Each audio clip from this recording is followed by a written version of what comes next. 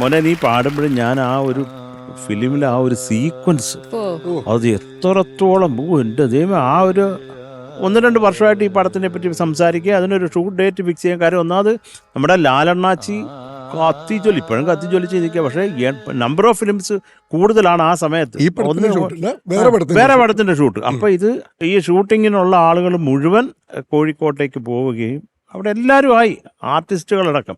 2 ദിവസം കഴിഞ്ഞ് ഷൂട്ടാണ്. അപ്പോൾ ഒരു വൈകുന്നേരം നമ്മുടെ ലാൽ അണ്ണാച്ചി വന്നു.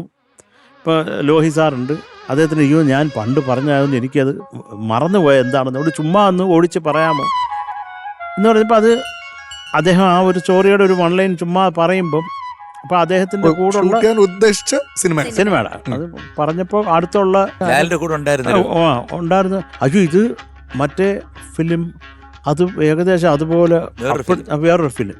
അപ്പോഴത്തേക്ക് ലാലണ്ണാച്ചി അതിങ്ങ് പോയി. അപ്പം പറഞ്ഞു എന്നാൽ പിന്നെ നമുക്കൊരു കാര്യം ചെയ്യാം, അടുത്ത വർഷം ഇത് ചെയ്യാം, വേറൊരു കഥ ആലോചിച്ചിട്ട് ചെയ്യാം എന്ന് പറഞ്ഞ് തീരുമാനിച്ചിട്ട്. അപ്പോൾ ആകെ വിഷമമായ കാര്യം ഫുള്ള് ഒരു ക്രൂ സെറ്റ് റെഡിയാണ്, ആർട്ടിസ്റ്റുകൾ എല്ലാവരും റെഡി. 2 ദിവസം കഴിഞ്ഞ് ഷൂട്ടിനുള്ളത്. അപ്പോൾ ഇതൊന്ന് കൂളാവാൻ വേണ്ടി ഇതൊക്കെ ഈ പടം ചെയ്യുന്നില്ല, ഇതൊന്ന് അവസ്ഥ ഒന്ന് സമാധാനം ആവട്ടെ എന്ന് വിചാരിച്ച് നമ്മുടെ ലാൽ സാറും നമ്മുടെ ലോഹിദാസ് സാറും എല്ലാവരും കൂടെ കോഴിക്കോട് ബീച്ചിൽ ചുമ്മാ ഇങ്ങനെ നടക്കുക.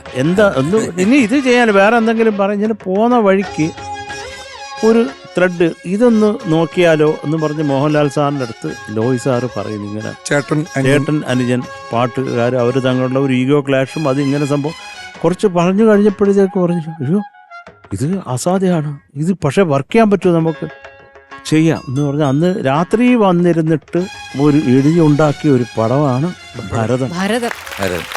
അക്വസ്റ്റാർ പാത്തുകളും ക്ലാമ്പുകളും, അക്വസ്റ്റാർ റെയിൻ വാട്ടർ പൈപ്സ്, മറ്റെല്ലാം ചുമ്മാ.